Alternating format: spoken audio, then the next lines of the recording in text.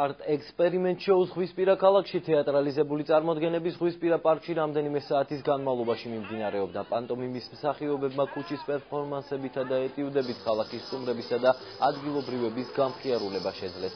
მერლინ მონრო, ჩარლი ჩაპლინი, ლუი ამსტრონგი, რეი ჩარლზი სამსახიობო დასმასოჯინების შოუ სპეციალურად ბათუმური წარმოდგენისთვის შექმნა. თეატრისა და კინოს სახელმწიფო უნივერსიტეტის სტუდენტური თვითმმართველობა პროექტს აჭარის სპორტისა და ახალგაზრდობის საქმეთა დეპარტამენტისა და ერთიანი ნაციონალური მოძრაობის აჭარის ახალგაზრდული ორგანიზაციის მხარდაჭერით ახორციელებს. პროექტის ფარგლებში კიდევ რამდენიმე ჩვენება გონიო-კვარიატსა და ბათუმის ძველ ბულვარში გაიმართება. Art experiment shows ღვისპირა ქალაქში ბოლო წარმოდგენას 19 აგვისტოს გამართავს, რითაც წელს პროექტი სრულდება.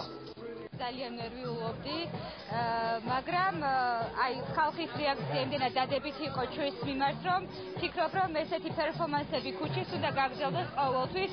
ეს არის კულტურული დღეები და მე ვფიქრობ, რომ ეს ხალხმა ძალიან კარგად მიიღო. ეს იყო სტილი უფრო აი სოჯინები, პანტომიმა და რაღაც სიურპრიზები. იმედი გვაქვს, რომ ძალიან ისიამოვნებს ჩვენმა მაყურებლებმა და ძალიან დიდი სიამოვნება მიიღეს.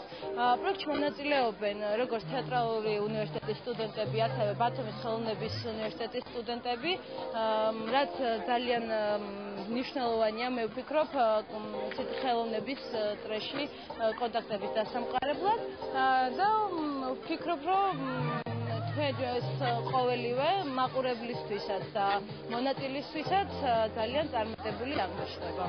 სპორტისა და ახალგაზრდობის საქმეთა დეპარტამენტი მხარში უდგას ამ აღნიშნულ ღონისძიებას.